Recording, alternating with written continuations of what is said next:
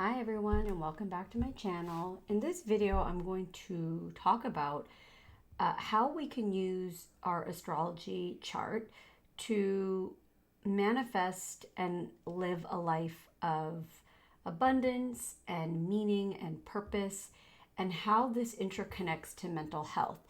So for people who have listened to a lot of my videos, many know that I am a therapist, and typical psychology, clinical therapy is what I practice. But with the clients who are open, utilizing astrology can be incredibly helpful, healing, and impactful for them.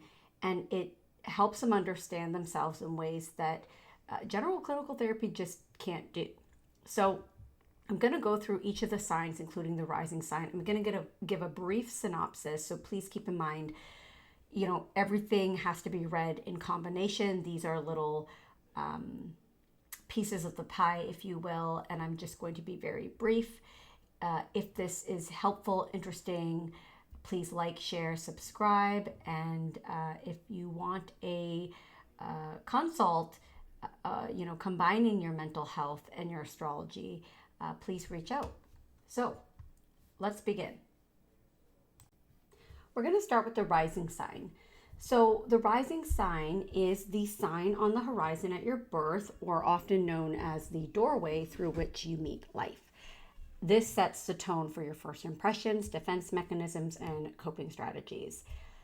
The rising sign defines the first house of the natal chart and can influence your physical body, your health, and how you instinctively respond to stress. Now remember, just a piece of the puzzle. So how the rising sign can connect with our mental health, it can talk about our defense mechanisms. So your rising sign can show how you instinctively react when anxious or overwhelmed.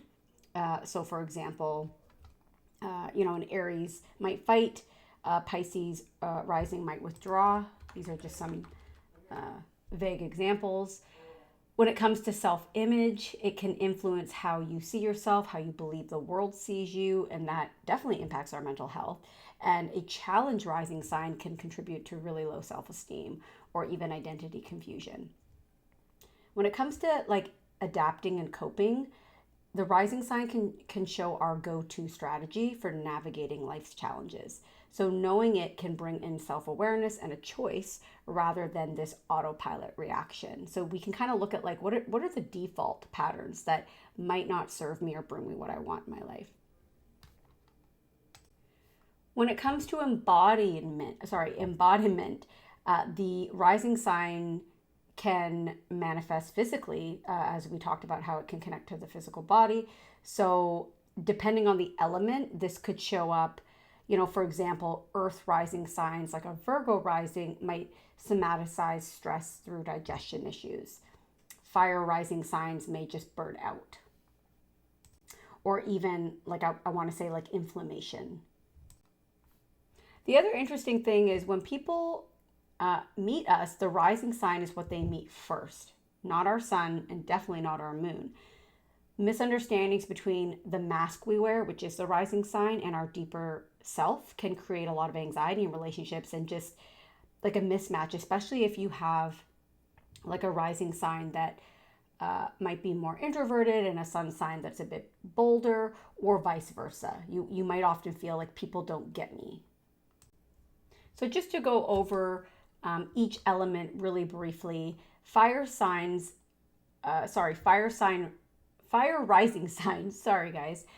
rising signs like Aries, Leo, and Sagittarius, their stress response can be fight, pushing forward, and their advice might be to slow down, regulate their nervous system, and avoid burnout.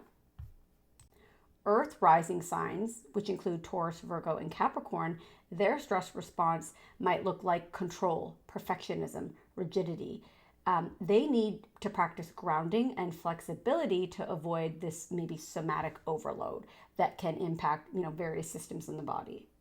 Air rising signs, which include Gemini, Libra, and Aquarius, their stress response could be overthinking, dissociation, over rationalizing, and avoidance through logic, which is basically over rationalizing, and need to practice emotional grounding. And I would even say coming back to the body.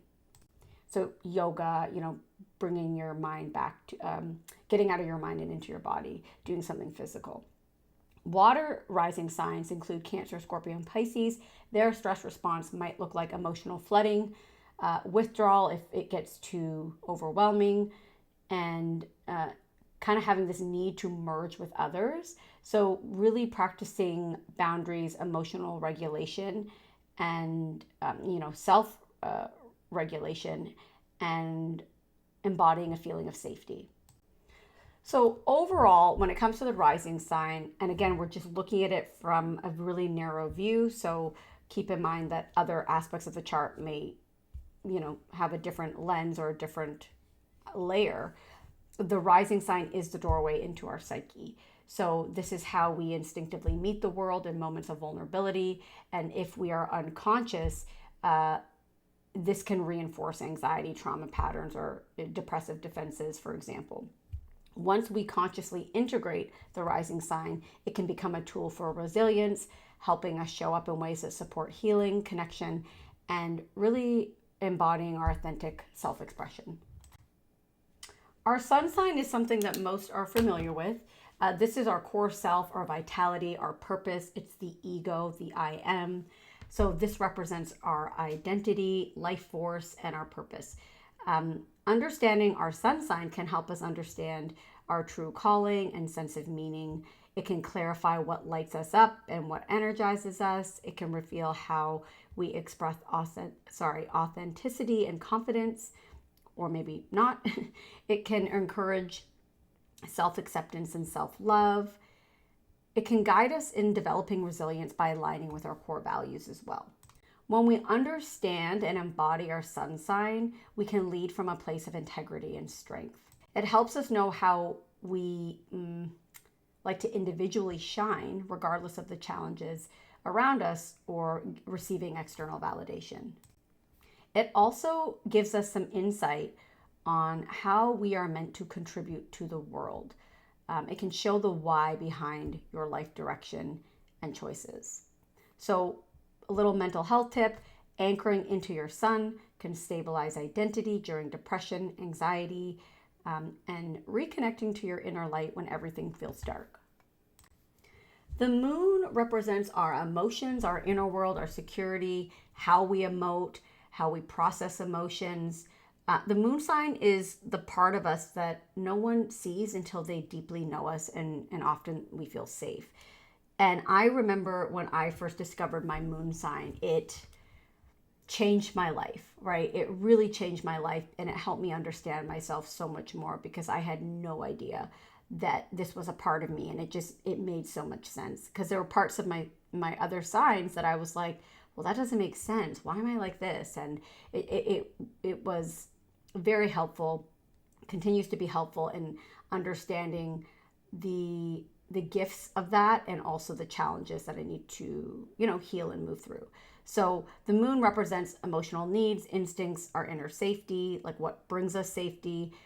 It also represents the mother typically, or the more nurturing figure in your life. So that could be a father for some.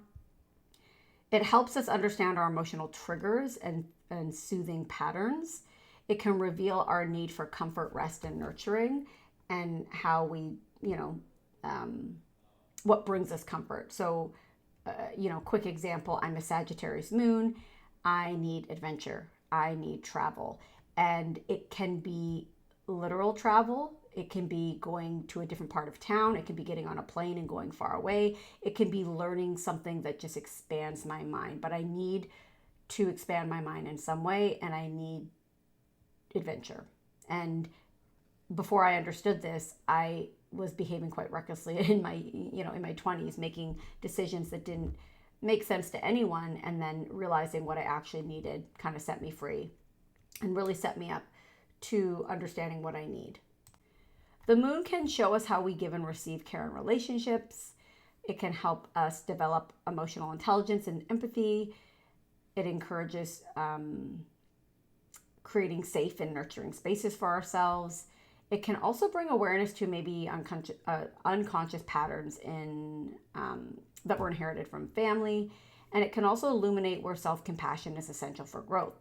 So a little mental health tip: understanding your moon supports emotional processing and trauma recovery, and it also can help regulate anxiety and nurture yourself back into balance. Our Mercury rules our mind, our communication, our thought patterns. So it's how we receive information, it's how we communicate the information. So it can represent our thinking style. Are we an overthinker? Do we need longer times to process? Do we process really quickly? So it's also how we perceive the world.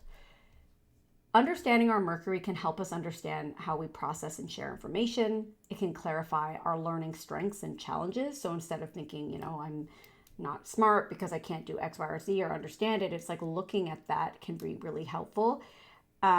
Understanding my Mercury versus my partner's Mercury has been life-changing because I have a Mercury in Virgo. I think really fast, I talk really fast, and that can overwhelm his Taurus his Mercury in Taurus.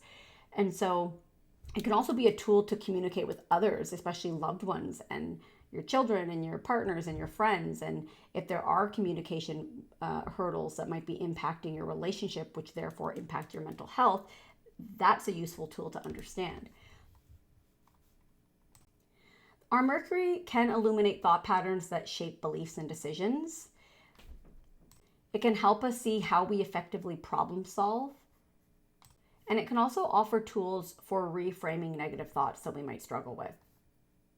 Understanding our Mercury can help us learn what is our superpower in terms of how we communicate.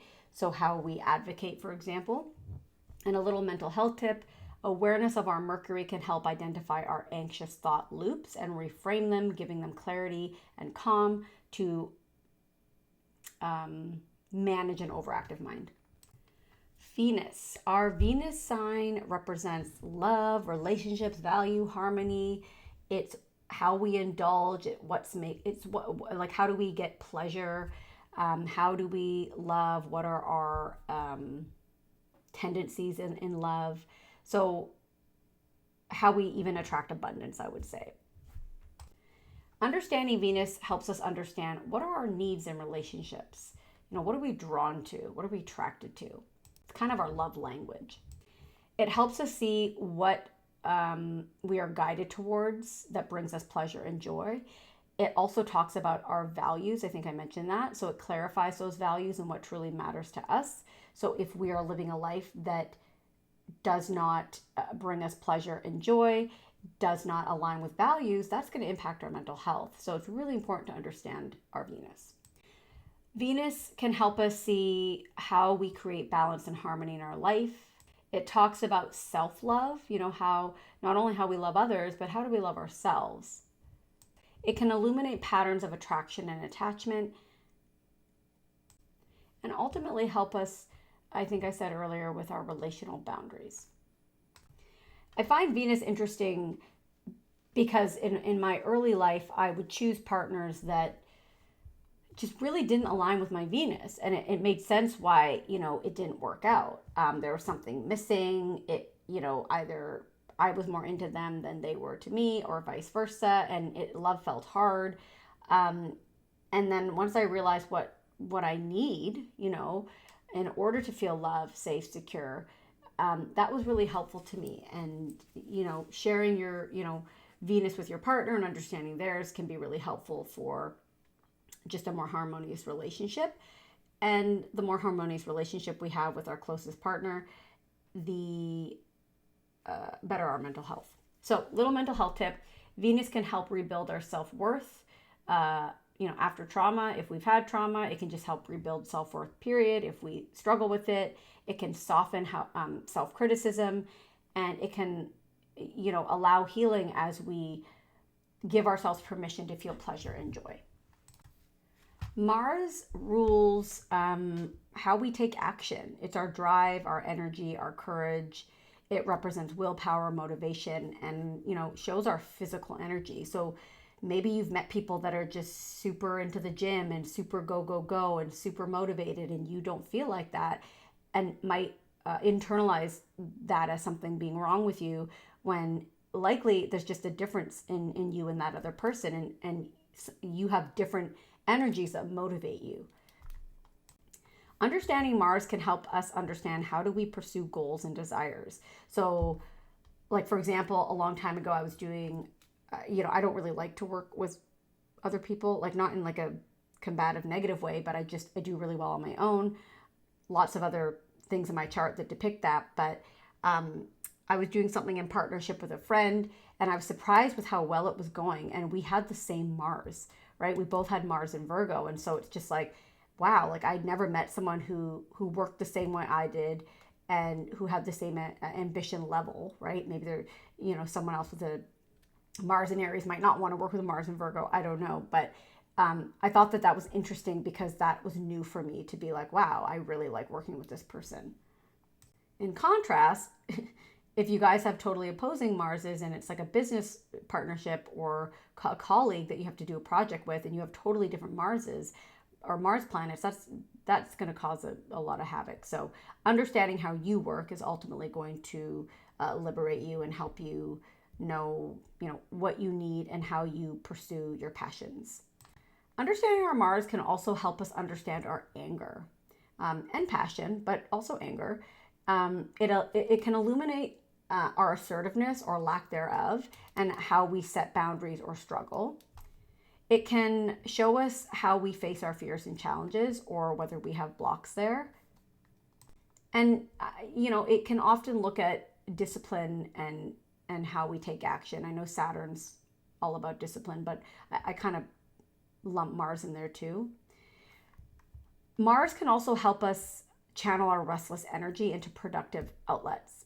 With my Mars in Virgo, I get so energized by organizing and tidying, and I'm kind of go, go, go. So if I'm stressed, I need to move and I need to organize, and that can be an outlet for me. Someone with a Mars in Pisces might need to be by water. They might need to go swimming or maybe just sitting by water, right? These are bland examples, but just to give you an idea. So little mental health tip with Mars. Mars can teach us how to mobilize our energy, especially if we're like stuck in depression or an anxiety spell. It can help us see like what will motivate us, what will energize us, and how can we turn, what's the word I'm looking for? How can we transmute this suppressed energy into empowerment and into decisive movement and action. Jupiter is one of my favorite planets. It's, one of the, it is the biggest benefic, but it's one of the two benefics. Venus is the other one. Jupiter rules expansion, growth, wisdom, and optimism. It can also represent faith, abundance, opportunity. Shows how we cultivate optimism and hope. So, I have a Jupiter in my ninth. If you have maybe a more weak Jupiter, optimism and having faith might be difficult for you. And we would be able to look at the chart to see, where can we anchor you if it's not in that Jupiter, or how can we bring that Jupiter back to life? Some of us just naturally are more optimistic and we can see it in the chart, and some people really struggle with that. They might have more of a negative mindset. Looking at our Jupiter can help us see, do we see life as opportunities for growth, or do we see them as setbacks and challenges? It can help us look at our perspective and worldview. We can see at times how generous we are with this energy, how resilient we are with this energy. Do we live in an abundant mindset or a scarcity mindset? And it can also help us understand whether this person has faith, like, what's the role of faith in their life, and do they trust in life? Little mental health tip: Jupiter's perspective can bring hope in depression and help reframe anxiety through meaning making and gratitude. Saturn is a really interesting one, and also so important to understand when it comes to understanding our mental health. Saturn rules structure, discipline, lessons, responsibility, and mastery ultimately. Saturn can talk about delays. He is also the father of time. And people with heavy Saturns often feel that life is heavy. They often feel like life is harder, that things are withheld from them.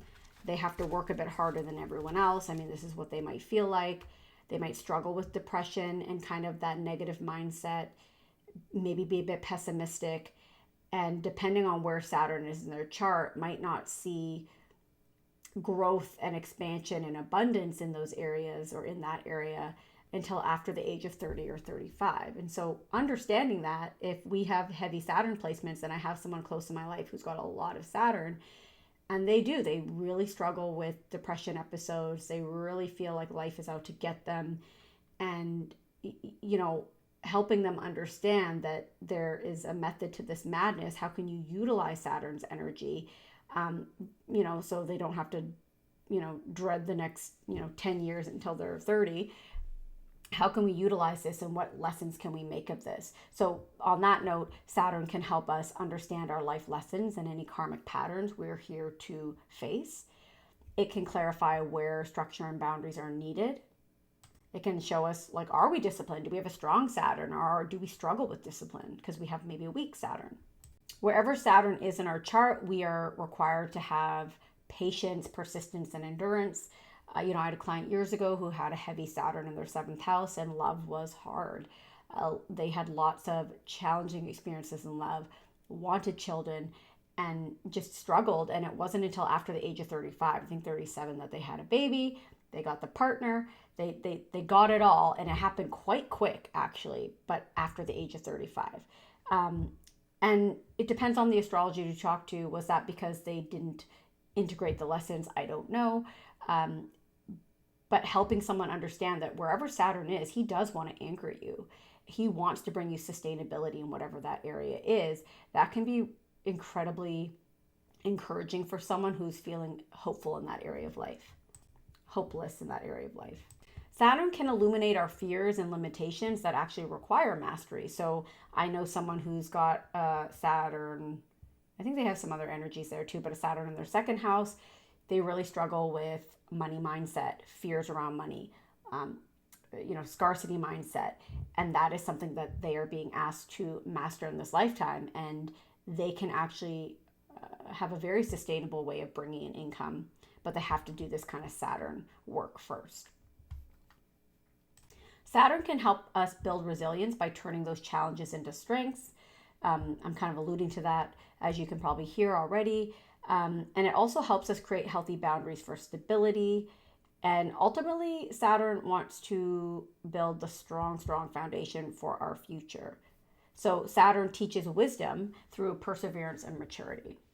So mental health tip, Saturn can help anchor us and anchor stability during anxiety, depression, by creating routine, structure, and grounding practices that foster commitment and discipline, because Saturn loves those things. So utilizing that while looking at someone who might be struggling with depression or anxiety is a tool that they can use. Okay, what does Saturn want me to do? Because Saturn is the energy that you don't get the prize until you do the work, kind of thing.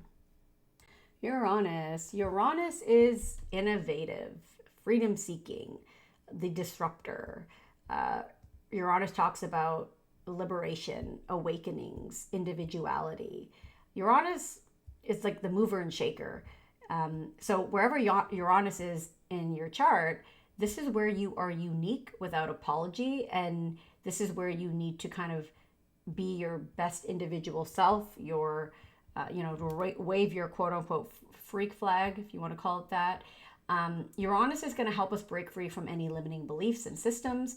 And wherever Uranus is, we're not going to be able to just the status quo is not good enough. There's something that needs to be shaken up in that house.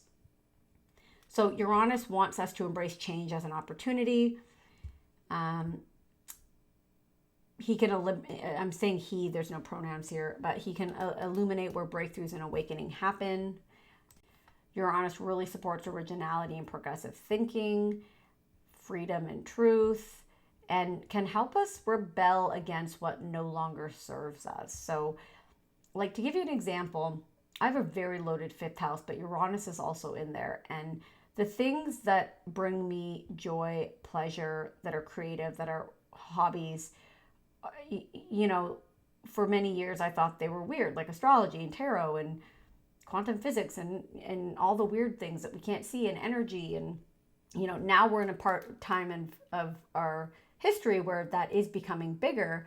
Um, but in the area that I work in, it's not a huge topic. We don't talk about that in clinical therapy, right? And so part of my growth and expansion is really breaking free from that and giving myself permission to do what brings me joy and love, even if maybe people don't understand it.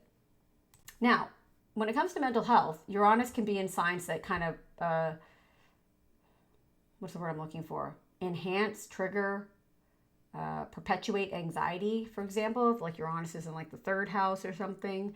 And so understanding if you have a really active mind, Uranus can kind of help channel that energy and help you understand yourself a bit better. If it's in the ninth house, maybe you have really expansive, forward thinking beliefs, and just understanding that is your unique blueprint and how to use it in this life is going to be an asset and a tool versus thinking I'm weird, no one thinks like me, no one, for example. So, little mental health tip: Uranus helps break stuck trauma, anxiety patterns, for example, and inspires new ways of healing and freeing ourselves from mental prisons. Neptune talks about spirituality, our dreams, compassion, imagination, intuition. It's a very kind of murky energy. Think of water, right? Neptune rules bodies of water.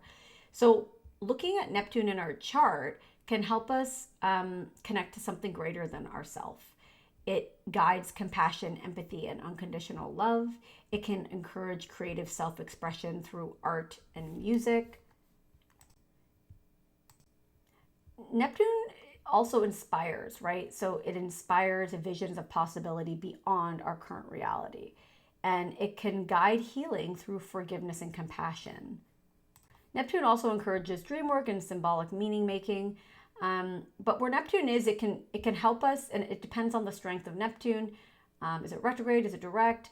But it can kind of help us see where we might deceive others, or more than likely be more open to be, sorry, what did I just say? It might, it'll show us where we can deceive ourselves, where others can deceive us, or where we deceive others. Like, for example, if you have a Neptune in the seventh house, maybe letting people get away with too much in relationships, right? Waiting, needing to leave a relationship beyond what you allow that person to get away with in your life. Sorry, I'm not talking very well.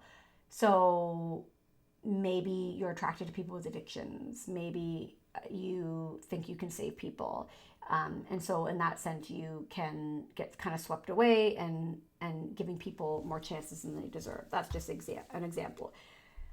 Maybe if it's in your fourth house, I did have a client that had Neptune in their fourth, and it was really murky around there were a lot of family secrets and things like that. And so really processing that and making sense of that for them was useful for their healing. So, it depends on the sign. We can learn how to utilize our Neptune, understand our Neptune, and kind of see where are the holes in our pocket kind of thing. Where can we, like, for example, if it's in a money house, right?